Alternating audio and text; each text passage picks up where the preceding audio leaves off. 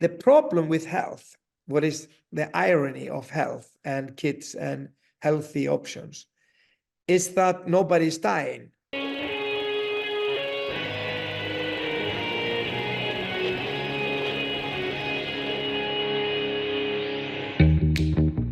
Welcome to Back to the Future podcast. My name is Victor Sadia, and I talk with brilliant minds and hearts of people who want to uproot and transform the current health and wellness paradigm.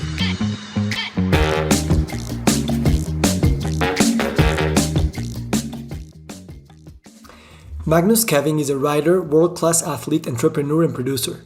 He created the popular children's TV show LazyTown. He has given over 3,800 lectures, workshops, and masterclasses on health. He has built the LazyTown ecosystem into a household name, beloved by kids for its entertainment and by parents for its healthy message. In this episode, we delve into the intricate web of challenges obstructing genuine transformation in combating chronic diseases. Through an insightful lens, Skeving reveals how these hurdles are not just complex but also deeply entrenched in our cultural norms and values. Shedding light on the prevailing emphasis on treating rather than preventing disease, Skeving underscores the imperative for holistic strategies beyond mere surface-level solutions like posters. He advocates fervently for a paradigm shift towards a proactive, all-encompassing approach that not only encourages individuals to take charge of their own health, but also infuse joy and vitality into the journey. Magnus built his house with his hands. He's a visionary philosopher at work, trying to find the sacred in every facet of existence. Good morning, good afternoon, good evening. Today we have Magnus Skeving. Magnus, thank you so much for being here. Thank you for having me. So let's start with your home country, Iceland. I'm very interested in that country. It's a small country. I don't know much about it. Tell me, how was growing up in this country? How would you characterize growing up in Iceland? Iceland is a small island who's middle of the Atlantic Ocean. It's near Greenland. It's about 2 hours away from Greenland. It's 2.5 hours away from London, and so it's in the middle of Europe and the United States. It used to be the poorest country of Europe before the war, like 1900 to 1950s. Around 1950, Iceland was one of the most poorest country. It is the first country who had the almost like democratic parliament. 978, I think it was, or 993 or something, and they had their own parliament that everybody came from the country and twice a year, and so it's a long tradition in Iceland about all kind of rights. So we have the first woman who was a president in the world. Women's rights are very high in Iceland, and like gay marriages, etc., etc. But so it's very open country, but at the same time, it's also very old-fashioned. It's both ways. So it's only 300 to 400,000 people who live here. So it's a very small population, but a huge country. And it is a country you could not basically live because it was so cold and it was so difficult. You have to be really tough to live here. So that is a little bit like heritage into the soul of every Icelandic person, that you cannot plan anything at all. So, because if you're going to plan your birthday on Saturday, it's going to be outside. You're never going to know if you can do that because it's going to be a crazy weather maybe on Saturday. So you have to change your plan all the time.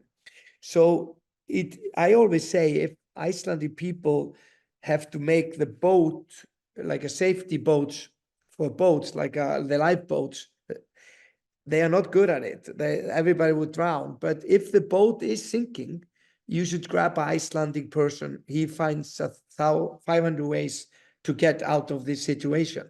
So it's a country with a crisis management kind of mentality. So it's almost like could be a volcano tomorrow, and next day it's snow flood. But sometimes it's just fantastic weather for days, and we are surprised. Oh my God, it's just good weather for 5 days in a row. So I would say, and also it's for marketing, it's really quick to people to get bored. So it's if you have a hit song, you can play it for a few months and then it's just over. And but Frank Sinatra could play the same song, My Way, in the United States for years, because they have 1,000 times more bigger the market than Iceland is. So I would say that's where I come from. I come from a country that used to, it's an island that is mainly used to be people who were farmers, and most people were stuck there. They couldn't get out of it. There was somebody who was the boss, and the people couldn't get married. They couldn't make love and have a child, because then they took the child away because they need the workers. So it used to be really tough to live in Iceland in the old days, like 100 years ago. It was horrible. Then people start to go out from the farms and start to fish. And then they start to go in to make cities. And after the war, when the war started, the military of UK took Iceland in few hours, actually. And then with that came a lot of work for Icelandic people to do. They need to do a lot of stuff. And then the American came and they had a military base, and it makes a lot of work for Iceland. After that, Iceland, because it has an enormous amount of natural energy, like fish industry, they have hot water to heat the houses, etc., etc. So, and the education level of Iceland is really high. We were the first country in the world to have high-speed internet access. Even your grandmother had it in 1999. So we also, entrepreneurship is huge in Iceland. So I would say you come from that background that there was not maybe, it's a little bit like the Mexican people in my way. I feel Iceland is similar to Mexican people because they are hard workers. And but in Iceland, you never spoke about your sorrows. You didn't really speak about your emotions. You just have to be tough, and you couldn't speak about it before. Now it's totally changed, and the new generation is totally different. So the old people in Iceland think now, the elderly, they think it never used to be like this. So I think there's an enormous shift, like how Icelandic people were before and how it's now. There's a huge difference. Fascinating. Thank you. Thank you so much for that background. I think it sets very well the stage for our conversation. Tell me a little bit about chronic disease in Iceland. Like we know all over the world in the last 5-6 decades, with this pandemic of obesity and ultra processed food, and having everyone wearing jeans and eating and drinking Coke, chronic disease in the world has shot up, gone up very, very, very drastically. How is that in Iceland? Is it the same? There is a little bit with Iceland, as you can see in the rest of the world. If you see, there are only poor people who eat healthy food, and then there is really rich people. Because the poor people, they couldn't have afford. They make their own vegetables, or they ate that, or they couldn't buy all those products. And then there's really rich who just select the best and think about their health. But general public are who has the problems. And this is the same in Iceland. So we used to eat food when I was young in Iceland was homemade. We ate fish 5 times a week. And the fish was not more than maybe 6 hours old. So it was a fish or catch of the day. And you had a lamb, like Icelandic lamb is really good because it just go out and is just eating grass just in the mountains. So it was just natural, all natural. This have totally changed. And Iceland has a very good system that because we can find out by taking families and find out the diseases, because we used to write down in book in the church, what did that person die from? So they can make an enormous study to find, they would call you and say, you have maybe problem to get a breast cancer because of your family history. And so they would call you and they would look at you, et cetera, et cetera. So I would say that is, people are getting much more aware of different diseases. But obesity, Iceland, I think, was one of the third in Europe with that problem. And it becomes of huge American culture coming in, fast food and all kind of food to flood Iceland. When we didn't have, when I was a kid, I never saw apple in my life. It was just on Christmas. And salad, nobody had salad ever. And but I was about 17 maybe when I tried pizza, or 21 when I tried pizza first in my life. So but now it's totally different. And it's a little bit like Mexico when the American company comes over to Mexico and flood the market with all kind of. Yeah. So this is a little bit what people are struggling with, because they don't trust the message. They don't know the market is full of messages that nobody understands. And then there is the labels and what they says, nobody understands this. And, I was going to ask about this. What's the general perception about these health problems? Like big food companies tend to obfuscate their messages and tend to obfuscate their labels and tend to obfuscate the responsibility of having these products all over the markets. But general public don't make the relation directly. I know that the disease, diabetes and obesity is coming because of these kinds of products. Obviously, it's a lifestyle related thing, and it has to do with stress and with movement and many things. But regarding food, how's the general perception in Iceland? Is still very separate from what the reality is, or there's conscious?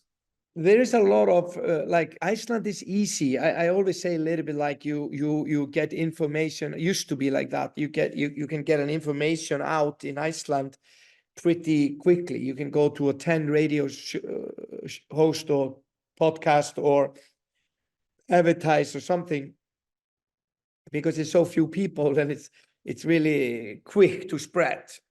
It used to be like maybe 10 newspapers and everybody knew the story and people are talking about the same thing. Now you come and people are watching totally different shows. Everybody watched the same program from 8 o'clock to 12 o'clock at night, and you would come to work day after and you would speak about it. Did you see last time in the TV? And you were sitting and watching TV, or you did the sport, or the news was the same. Now it's totally different. Now you have a lot of small experts who are sometimes in the health sector. They are the most unhealthy people I met, is sometimes people in the fitness industry. So it could be extreme. But at the same time, in Iceland, all the rights that we have taken, like a groups who are smaller groups, gay, trans, anything, handicapped or whatever it is, now you cannot talk about any of this stuff. You cannot say anything that is not allowed to. And what comes in is, if obesity, that people are overweight, you cannot speak about that publicly in Iceland at all. You couldn't really say, even the doctors, they have problems saying to a client, maybe you need to lose weight. That's your problem. And it's because what you're eating, because you have a diet. And if you think about doctors who are studied to be a doctors, they have only maybe a week about nutrition, which is quite interesting to look at, that the people who are doctors, because they cure diseases, but they are not in prevention. So they are not doing any prevention at all. So the budget of prevention in Iceland is very, very low. They did enormous, when I was young, they did enormous, how we say, prevention about smoking. And so smoking went down in Iceland rapidly. And haven't been going not so much up. So they did a little bit there, but prevention about health is not really planned really well in Iceland, in my mind. It's not done correctly, and it could be easy to do much, much more. And it's mainly because of budget, because people think, why am I spending money to teach people if I'm a politician, because I'm going to be out of office in 4 years or maybe 8 years. So that's what's happening. It's like a little bit like, why would I fight for somebody to eat something healthy today and they're going to be healthy when they're 25, but then I'm out of office? I rather want to take something that I could get more voters to vote me. So this is something who's never, it's not an issue for government. And then they realize that healthcare system is collapsing, because it's collapsing because of cost, because of a lifestyle diseases. And they don't know what to do. So they are making higher taxes, more taxes, more taxes. And it's just getting worse. So, and now in Iceland, there are almost no private clinics. They're all run by government. And it's the public healthcare in Iceland is the Scandinavian model, that it should be free, and you don't have any insurance. You are just, if something happened to you, you can walk into a.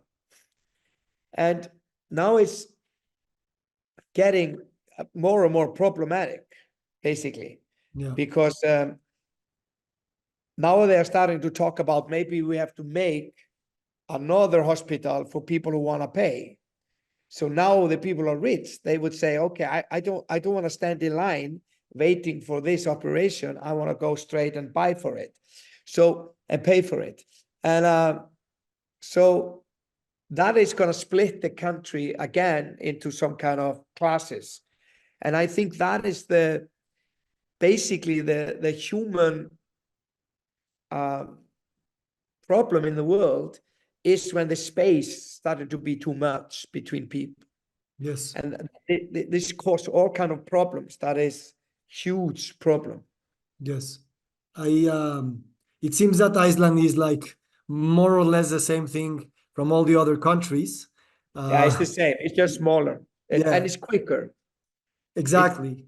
And the thing that I liked about your approach is that you seem to understand this systemic thinking about health. It's not only blaming big food or big pharma or the government or culture or your grandmother. It's basically everyone who has this pervasive narrative that lifestyle is not really, it doesn't really affect health, and in that sense, I love the way we systemic thinkers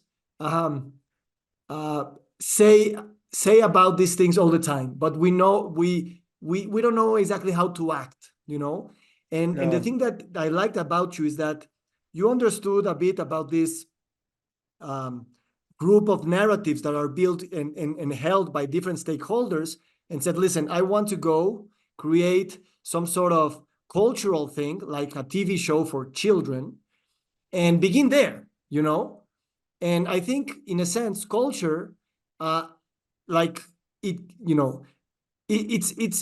at the middle of everything, because at the end of the day, everything, advertising, public governments, and policies end up affecting the expectations of the culture itself. And Yeah. children basically are fed what adults are fed too. So Yeah. what was your experience? And more than your experience, why do you think it is a good way to start with children?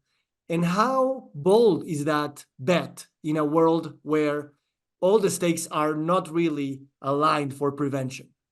It's it's a it's a good question, but it's okay. Let's say it like this.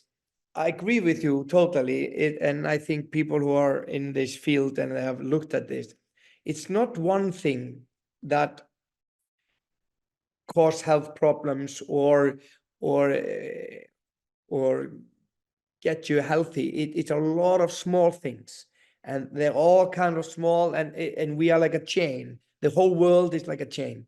So now it could be the air you are breathing. It could be the ocean that you fish the fish out. It could be the what kind of, if you eat meat or fruit or vegetables, and there's a lot of stuff. And it's the policy, it's what you eat at school, it's how you eat, and it's how you chew it, and how you sleep, and it's how you and then if you're stressed, because I think stress can kill more than, I think that's number one.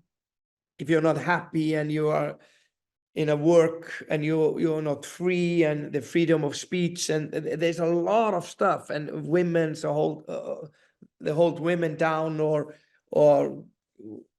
you cannot be who you are, and you need to be in the closet or whatever it is. It must be horrible. All this affects health, and doctors can only fix maybe 5 to 7 symptoms. They can, they don't cure you, but they keep you alive. You can live with it, but they cannot fix it. There's maybe 5 or 7 diseases they can really fix. And so it is about prevention. It's that you have to take responsibility of yourself, how you're going to do it. But if you don't have any power, and you are in school and you're fed different food or not, or you have to bring, and you don't have good parents, and then you are fucked basically as a kid, in a way that you cannot really do anything about it till it's too late. And then you have all these habits and you cannot change it, and you have always eating this kind of food. And then it's also culture thing, that they knew that in France, every person in France need to have a bread.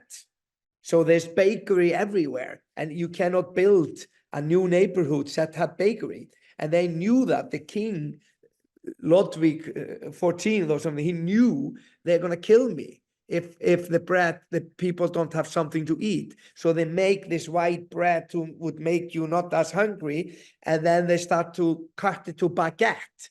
So that's why it's the baguette in France, because they were always trying to make the bread smaller and smaller, because they didn't have the money to have a whole bread. So, but they knew if they didn't have bread for the people, they're going to kill them. They would say, okay, here's enough is enough. We go in, we storm in to the king, and we take him out, and we kill him. So there is a little bit challenging with this. How do you control a country? You also have then a businessman. If you have a free business, then anybody can do what they want. So if I'm selling products, you get much more money out of products who are unhealthy than healthy, because it costs more money to make the healthy one, and people cannot afford it. So 60 to 80% of products, they are bad, that you are buying, basically, and the public are buying. And people know that in the business. So my social experiment was that every single kids show in the world was advertised on junk food, was on the screen, and they was like associated with junk. So I was thinking, can I make a TV show about health for kids that they would actually watch? But at the same time, I could maybe change the culture a little bit, that a kid it was not necessary that kids would eat more healthy food. That was not the first aim. The first aim was actually that they would realize that if they were eating this food, that this was bad and this was good. That was number one. Can I motivate people to know the difference? And then they would just take their own choice. So you're not telling them what to do. That was not Lazy Town. So we never really told people what to do. We never, even Sportacus, the main character of Lazy Town, he never told people you have to do this or that. He never did. So that was the first thing. The second thing was that you would connect your health or what you could do with that if you treat you nice, that the outcome would help you. So you would take responsibility for yourself. And that is really difficult to teach a little kid because they don't think they're going to be 21 and they didn't understand health. So this was really tricky. So you have to have a lot of different ways to do it. It's the same. It was not a one thing because a lot of TV stations wanted me to teach to kids to move. You have to teach them how to move. And I say, no, kids know how to move. They know how to play. We don't need to teach kids how to move. We need to motivate them to move. We need to give them in the space and the safety that they can do it. And we have to give them the choice of the food and everything. And people say, oh, my kid doesn't eat fruit and vegetables, and et cetera, et cetera. They say that if you have a little kid and you start to really early, it takes 9 times they can taste it, and then certainly they eat it. And so you could easily do that if you start early. And I call it the golden years, 0 to 7. This is the golden years of helping kids to be motivated about healthy lifestyle, because this is the time when they learn to walk, talk, ride a bicycle, move, eat, sleep. This is the most incredible time that you have in any human being life, in this 7 years. And it even started earlier. Even if you think about it, when the 9 months, when it's inside the mother. And then you can also think, okay, maybe it start earlier than that. Maybe it start also how I treat my body, and then my wife, how she treats her body, and then we're going to have a child. So then our habits have to be good, and we have to go back, more back. So you can always go more back. But so I wanted kids, so I said, okay, I'm just gonna I cannot go back. So it's not possible. So I'm going to go forward from now. So I'm going to do it with kids who are really early. So I did Lazy Town, and it has enormous impact in Iceland and around the world. But the challenge was for me, because it was also supposed to be a business. And you went around the world to say, okay, let's have some healthy food for kids. And there was none. There was just fruit and vegetables. That's it. There was nothing else. It was only Quaker who had oatmeal. Nothing else. Everything else was bad. And it still is today. So it's there is not so much healthy still for kids today. And it is because maybe it is a small business. It's a little bit like, okay, we don't look at it as a big business. And that's our parents' fault. It's our fault. It's like we think like, okay, it's not like the kid is asking for the food for the first time. We are giving the kids the food. So it is a cultural thing. It's how we grown-ups, the decision we are taking. And it is maybe a challenge for our parents who really want the kids to eat healthy stuff, and then they go to school and all their friends are drinking sodas or eating just unhealthy food all day long. And it's maybe difficult to to be that kid. But that's why I think it's so important that we change. We need to change so much in our culture. It's the food industry. You need to look at it. The reasonable, the retailer had to think, what kind of retailer do I want to be? Can the family trust me as a retailer to buy here a healthy food for my kid? A lot of retailers took in Iceland, for example, all the candies who used to be at the cashier. Because when you went through all the store, you came to the cashier, you're going to pay, you stayed in line, and there was all the candy. And then the kids start to scream for it, and And they took it away. And it was not allowed to have it, for example, in the old days. And so, but it's a retailer, it's government, it's school, it's mothers and fathers, it's the education system, those are the, I would say, it's entertainment, it's the role models that kids look at. And now after the internet came and the social media, it's even worse. And because kids are bombarded by all kinds of successful people around the world, and they want to live like that. They want to have a birthday parties like Kim Kardashian. Yeah. And you're like, it costs millions to do that. Yeah. And so, and they be unhappy because they cannot do it. And so the biggest fear now is that people have health anxiety. Like they think I'm not going to be, maybe I'm not going to be healthy. And because the food is so bad, maybe the air I'm breathing is so bad, I'm going to die. The world is going to collapse. And there's war going on, and there is news about people killed everywhere. And so it's a little bit like, and I'm never going to be like Kardashian. I don't have 16 cars, and I don't have that money, and my kid is never going to have that. And so you're just unhappy. So most kids in Iceland, for example, now, they have all kinds of problems, like psychological problems. Yeah. That I'm talking about, like, who's not really a problem. I'm not talking about that you're sick. I'm talking about they don't understand that sometimes you should be worried. That's healthy. Yeah.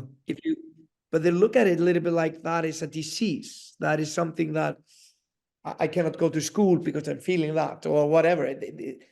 So it's a little bit challenging what health is today, to explain what is a healthy human being. So if you could choose, you say, okay, I rather want my kids to be a little fat. That's fine with me if it's mentally healthy in a way that they can function. Or I'm really healthy if my kid is moving like crazy in a sport, because then he's not drinking. Mm-hmm. Then I'm really happy. Or I'm really happy that my kids are educated, even if they don't do any sports, and they don't eat anything at all. But it's really thin, but really high score in school. Yeah. It's a challenge. So I love how you pose this question. Like, it's difficult to explain nowadays what health is, and that's, I love that you take the time to explain this complexity, because very easily you can blame everything on doctors or on corporations or government leaders, but it's all the things at the same time. And even though we don't have the tools, the resources, even the cognitive networks in our minds to understand this complexity, still, at least from my perspective, I see in you some sort of drive, probably comes from this Icelandic fighter mentality, where, life is not supposed to be easy, and it's okay, and they say this, that easy time make for very soft people, and we've been living in easy times, in a sense, in comparison to all the centuries before us. Yes. And what I admire about you is that you communicate these things, which is hard things, which is depressing things in a sense, which is even we don't see even an exit. We don't see the No. solution. But that is the problem now is for people who are in this industry or are thinking about solutions. What can we do? What can we do about it? And if you think, oh, there need to be so many, we need to, like, it takes a village to raise a kid, like they say. So that is the most difficult. You think, oh, I'm trying to do this and the wheels are not turning. This is the challenge. So it's almost like that you need to start a country from everybody's at the same line. Okay, let's back up. Politician, are you there? Yes, we are. President, are you there? Yes, I am. The school system, are you there? Yes, we are. And then here's the plan. What I found out when I was trying to spread health for kids around the world, and I went somewhere,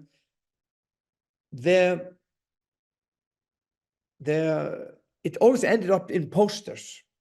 So it boiled down to, we're going to do this big idea, and then it's like, no, just have one poster in the end. And there was a committee who make a poster, put it in the school, was supposed to be there, eat healthy, drink 6 glasses a day, or eat 5 vegetables a day or something.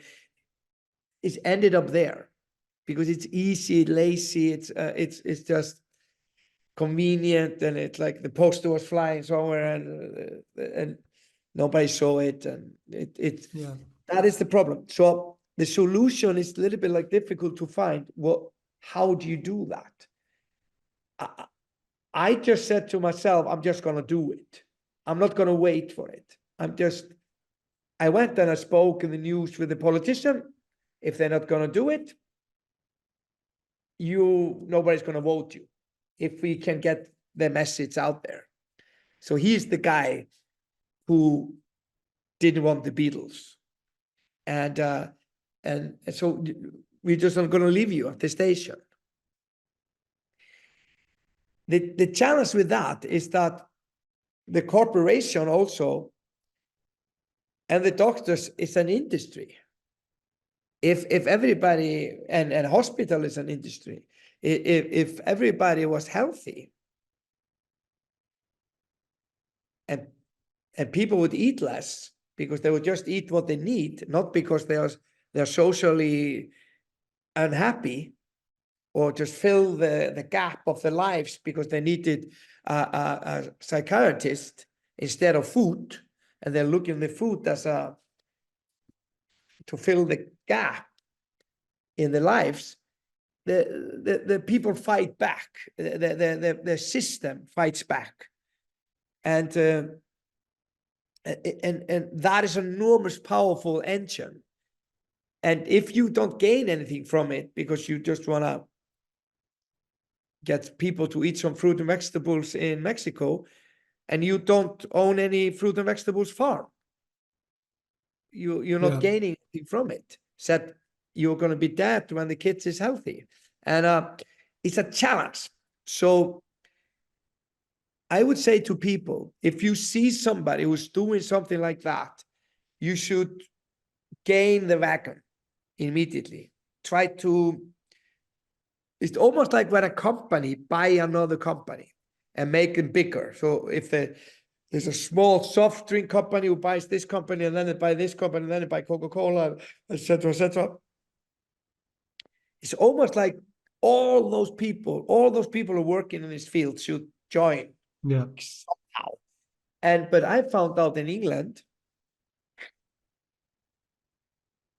I thought they would all be happy if you would come who was in this field. And then I realized, no, they are not. And then I was, what? And then, for example, let's say it was 18 different companies or associations, or like helping diabetes association. There was a food federation, and there was a sugar and doctors, and there was all kind of organizations. They all got from the government 1 million a year. They did a little bit in school. Everybody did posters. They all did. And then they did a little bit. And when I came in, I said, okay, I brought them all together. And I said, okay, let's do this together. Then they looked at me. Where are you from? Iceland. Ah, okay. So instead of we are 18 getting 18 million, we are going to be 19 getting 18 million. So we don't want you in because you're just going to take off our budget. So it was also, every single organization was just keeping them alive. They were not really doing anything. Not really. They were doing posters and they were a little bit talking about it now and then. Yeah. But nothing happened.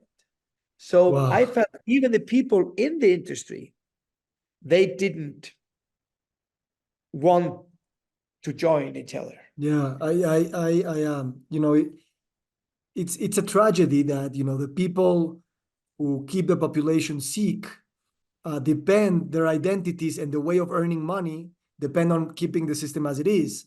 And the people fighting that industry, the health industry, quote unquote, it's still the same. Yeah.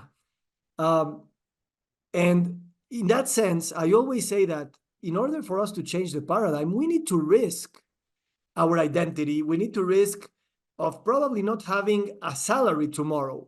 You know, at the end of the day, the money comes from a corrupted system in a sense, you know, and you have to risk your life in a sense, which puts you in a state of anxiety that very easily, you know, says this is too much for me.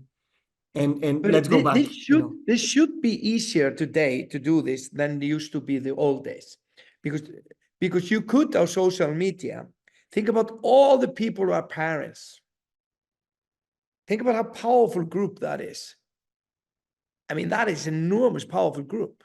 So if you think about every single parent who have a kid who is 0 to 7 would stand up and say to the government, to the retailer, guys, we are not going to buy any product if you don't change something. You need to have options on affordable prices for us to help our kids. We are not going to go on like this. It's not going to happen. So you need to change. And it should be easier with social media. It should go quicker, should go in a, so it will be interesting to take a look at that a little bit later, if that is maybe possible to gain some kind of moment. The problem with health, what is the irony of health and kids and healthy options, is that nobody's dying, but everybody's dying. So what it means that if it's a war, it's immediately action. Everybody stand up, not everybody, but way too few, but should be everybody, and say we need to stop it. You're killing kids now, come on. And so we should stand up and do that, or we should go out and say, me too. Everybody went out on the street and said, we're not going to take it anymore. This is too much. And I think that they do that because something happened who is so incredible now, just like, no, this is enough. Here's enough is enough, okay? But with obesity or health and bad food and bad air and bad all that stuff, it's almost like it's crawling in slowly. You see it too late. You're almost in the water, like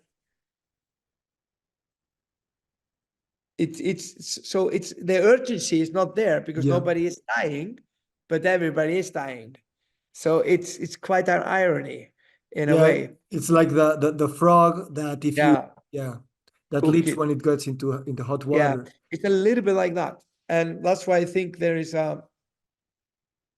should be some kind of awakening that needs to happen. Yeah. that those guys who are in control, they cannot do this anymore.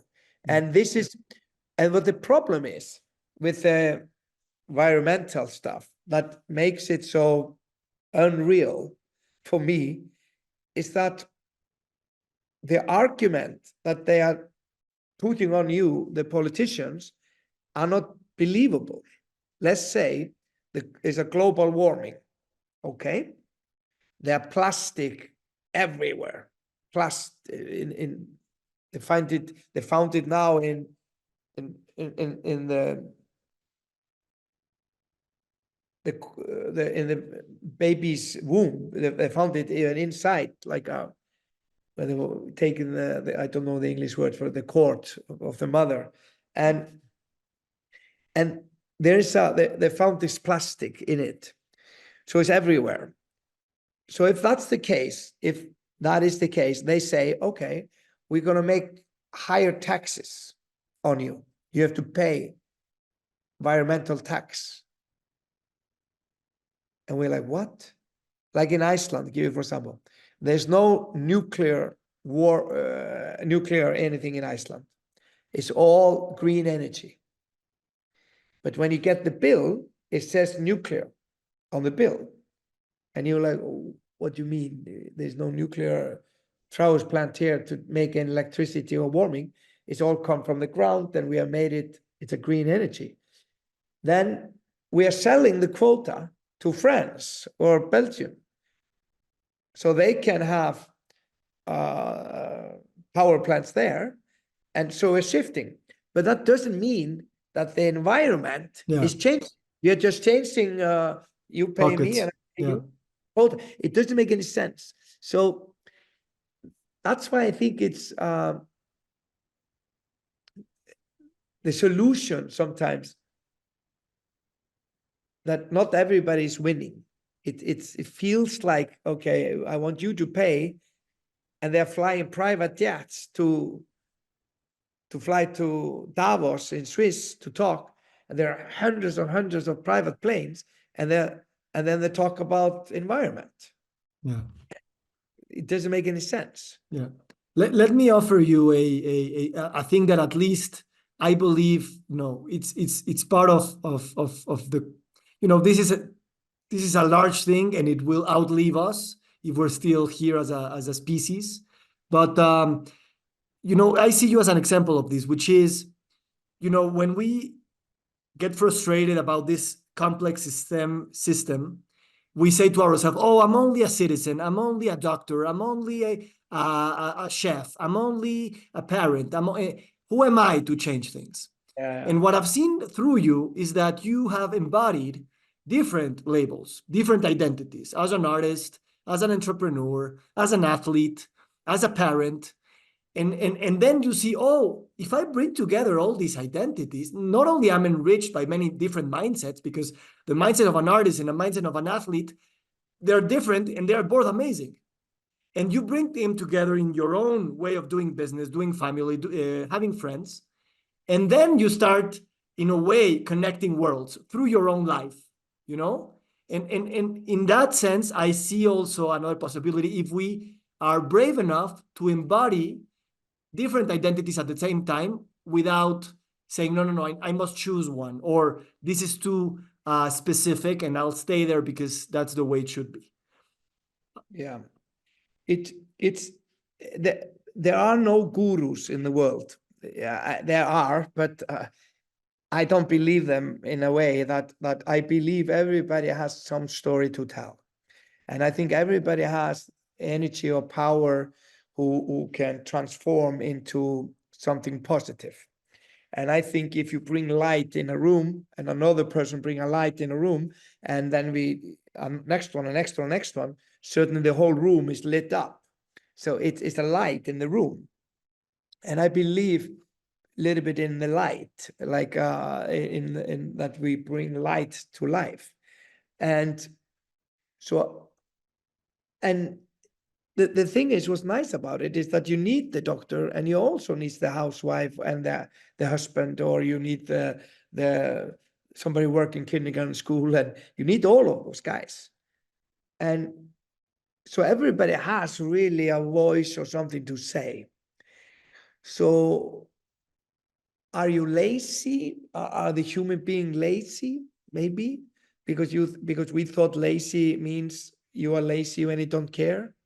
If you don't care, I'm not a woman, I don't care about women, or you could say, or you say, I'm not poor, I don't care about poor people, or I don't live in Mexico, I don't care about Mexico. And so it's then you are lazy. I think you should care about everything. And then I say everything. And you should care about just anything. And you should really be looking out for anything in life to try Yeah. to help and try to make something dent on the universe, give you You, purpose. yeah. Yeah, you know, the Eastern mythologies and religions have millions of gods, you know, a god for a table, a god for a candle, a god for a shirt. And you know, I love that in the sense that, you know, everything is sacred. Yeah. Everything is full of light. Everything matters. Everything is interconnected, as you said. The whole world is like a big chain. And if we talk more about this and feel, what does it feel to be connected to the tree out there and to your mother who died and to your grandchildren who have never been born even? I think there's this intrinsic energy, power, wisdom that can emerge, you know? That's It's also my hope. it's a little bit like I believe in energy, of course, but and some people think, okay, it's there's all kind of people who believe in all kind of energy, and but that doesn't give food on the table or something like that. It, it I honestly think that that any person can actually have something that would influence another person when you meet them, and you should really try to communicate that a little bit with somebody to be part of something. And I think when people can really feel they're part of something, that they matters in life, then you have enormous amounts of energy when you feel like that way. Because I heard the other day, let's say I write a law for you and I give you rights, and I give you rights, a human rights. I say you have a human right, and I give you rights that you can get married if you're gay. I'm going to give you rights. You can. We're going to let you. We're going to let you get married, or I'm going to give you any rights to health. That just any rights. If I can give you those rights, I can also take it away. Yes. So then certainly, if I'm the boss and I give it to you, then you got to have another boss and he takes it away from you. So certainly you don't have that right anymore. So in COVID, certainly you couldn't travel, you couldn't do, it took seconds. This is what we should be worried about at the moment. I believe, honestly, that any human being just has those rights. It doesn't even need to be written down. And it should just be there in the DNA, that you don't need anyone to write down that women has the same right as a man. Of course, it should be like that. Of course, no other human being should have more rights than others. It doesn't make any sense to me. And I know out there, people don't look at it that way. There's a lot of people who have classes. You're born in different class system. In Iceland, I never, as a kid, didn't see a lot of classes. I didn't see it. I looked up, I could meet the president. And if I wanted to be a president of Iceland, I think I could. And if I wanted to do anything, I could basically do it. I think so in Iceland. So Iceland is pretty good in that way, that opportunities could be here. It's also safety. We never really locked our houses, but now it's starting because they're starting to talk about fears. They're starting to talk about it a lot. So that's why I think, how can I explain this so you understand me really well? I was brought up in a small town that was in my house, in front of my house, there was a cliff, like 100 meters down to the ocean. And there was just cliffs, just like straight down. We were playing out there, all the kids. There was no parents who came and told us, you can fall down. We knew it. It was inside our bones. We just walked out and we understood the nature immediately. We just was there playing. There was no guard who need to look after us to tell us, no, be careful. Or we have to build a fence so they don't fall. No, we knew. We could feel it. We understood it, that this is a danger place. Don't go there. But from early on. So no one had to write it down for us. It was not a law. It was inside the DNA. Yeah. So it's like living in a forest. If you were born there, you understood it. You understood exactly where to go. There was no law. You learned from somebody, and you learned from this one, you saw this one, you learned from the whole town. Yeah. So that's why I think when we talk about rights or systems or methods, I don't believe in them, because I think it should just be there. It should be, I sometimes explain it like this, and this is what makes my life a little bit difficult, because, and my philosophy and my thinking, it's a little bit maybe as productive as it should be, because I could be more like bam, bam, bam, if I want to. But, and I've said this before, and I'm not the first guy who says this, somebody has said it before, but it's a little bit like to explain freedom, the word freedom. So if I ask you to explain the word freedom, you would say freedom is freedom to speak, freedom to walk whenever I want to, freedom to have choices, freedom to do blah, blah, blah. But when you start to say freedom is something, it's not freedom anymore. Because then, what about this then? What about that? What about this? The list is endless. So freedom is just anything. Could be anything. It is not one thing. You cannot even explain it. What is love? What is love? Love shouldn't be explained. Yeah. You cannot explain it. What is humor? What is funny? That is the same. We understand humor. You would know what humor is. I understand what humor is, but I don't know what it is. But I understand it. I understand love, but I cannot explain it. I understand freedom. So it's like something who is inside you without any explanation. So I think we should have that. If every human being would have that about the most important thing on earth, what is health, then I mean mental and just health for our kids, healthy society, healthy environment, healthy workplace, healthy food at the table, healthy farming, health. If it's inside us, no one can bring up shitty food. Yeah. They shouldn't. Yeah.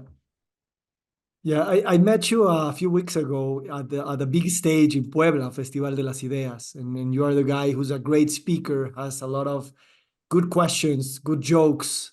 You even do push-ups on stage. Thank you. And still, I wanted to talk to you because beneath all that, there's this Magnus who's a philosopher who doubts, who doesn't know, and who wants to touch into this, that I say, mystic nature of reality, where we don't have the words, the knowledge, the categories to put everything into a box.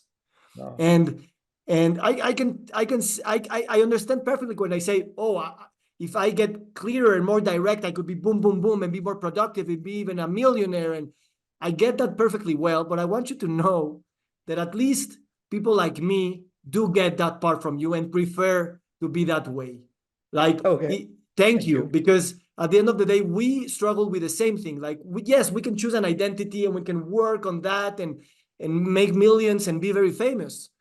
But that's not what we want. And we need to say it. And we need to find other ways of practicing this unspokenness, ineffability of reality. And I do resonate with you, my friend. I really, I'm very glad that we're like wrapping up this conversation at this point, because the conversation ends because we have felt that this is a matter of feeling rather than just talking and thinking forever, you know. And Yeah. if you and I can end a conversation with that sense, because it's not a certainty but a sense that even though there's a cliff out there, we need the cliff for us to be alive. We need the cliff for us to make the Yes. good decisions. It's part of us. Yes, we are the cliff and we choose to be on that cliff. Then you know, hope lives on. Yeah, but what I think also in the last point I would say to you is like I didn't know the word I could use in my lecture for example. I was looking for it, and I said, if everybody wins. So if you are a politician, should be tattoo on your forehead before you can go into the office. Should be tattoo, everybody wins. So anything you would say, if not everybody would win, is not a good idea. So people have questioned this to me and ask, is it possible that everybody should always win? Yes. Why not? In what case should it not be? I don't. I rather want to turn the questions around and say, so where? So let's say that LazyTown increased sales of fruit and vegetables, like I said on the stage. Then parents are happy, the kids are happy to eat their fruit and vegetables, the parents are happy, the retailers are happy because they're selling more, the farmers are happy, LazyTown is happy, the government is happy because obesity go down, the healthcare system is better, so everybody wins. So that would be great. The kids can jump higher and run faster and be healthier, and there's so I've thought about this a lot. If you go through life every day and you think about, does everybody win when you walk the streets? And I remember there was this old guy who said to me, when I walk around my elderly home, I never see any trash where I walk. I'm never really, there is no trash where I walk. And I was like, okay. And then he told me, and the reason why there's never trash, because always when I walk in, I pick it up. So he picked it up. So he go out for a walk, he takes it all the time. So everywhere he walks is basically clean when he walks back and anything. So he thought this is part of his lifestyle, that he's doesn't look at it, walk in and say, well, it's all kind of dirty around. Oh, why are people throwing this stuff? And doesn't look at it that way. He just look like, I'm taking it. and it's clean. Where I walk, it's clean. And he's a carpenter, this guy. And he built a kindergarten playground in a small city when I was born. And there was a lot of playground that he built, but he made it all the swings or the whatever it's called. And he made it by wood. And he's told me, it's so amazing in my life that because it was built from wood he found, who came in the ocean, the wood, or it was on the beach, so there was a wood somewhere, and he just put it, and they made those toys. These kindergarten big toys, they're small, this garden. And he said, I've never cut a wood in my life. It always fits. And I was looking at him, what do you mean it always fits? It just always fits. It's amazing. I put it here, it just fits. So he built the whole playground from the material he had. If I have this long, it's going to be this long. And if it was this short, it's going to be a little shorter. And then maybe I find another one and whatever. And it was all kind of. And the perspective on life was incredible. So he never needed anything. Yeah. This was perfect. Yeah. It fits perfect here. Yeah. And this mentality is great. Yeah. And it's not a metaphor. It's actually how we can exist in this world. We can be that way. Not just as a romantic way of thinking, but rather this is what we have, this is what we will do with what we have. I'm going to tell you one other story, if I may. Have I time to do it? Yes. Okay. I'm also a carpenter. I was going to be an architect. And I built many houses. And then I say that I physically built them. I built anything in my house, almost. And I know how to do that. And I love to do it. And those days, it's my yoga. It's like I go there and I do it. And when I was a little boy, I wanted to study it. I was like 14. And I went to this guy because you need to have a master.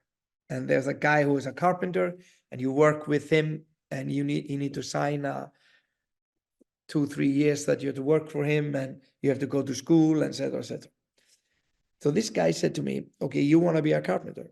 Yes. You want to learn how to build houses? Yes. Okay. And you want to build everything in the house? Yes. Okay.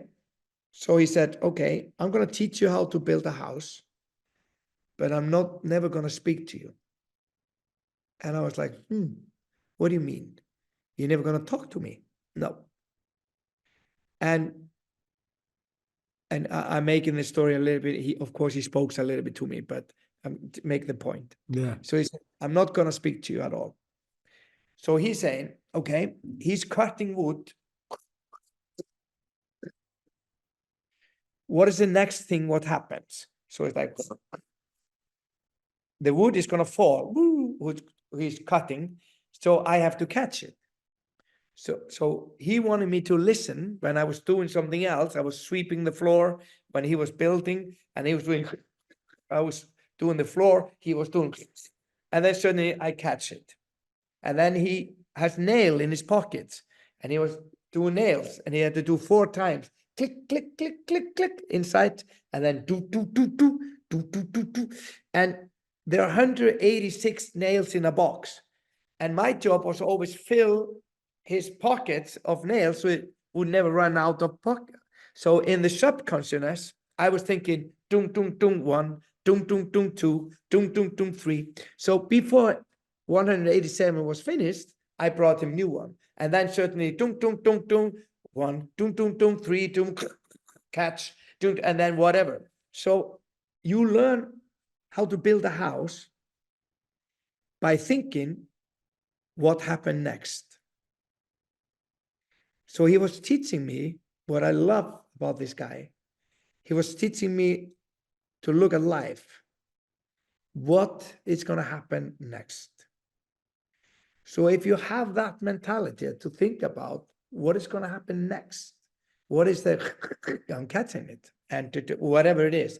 So if you think about that a little bit in your life, that I'm not going to leave the class, I'm going to take it. I'm not going to do that, I'm going to do this and that. So you really be part of the life you want to become tomorrow. Like this guy who's walking and he's picking up the trash, because next day he's walking, there is less trash. And around his elderly homes, there was no trash. And he never saw trash because he picked it up. Mhm. And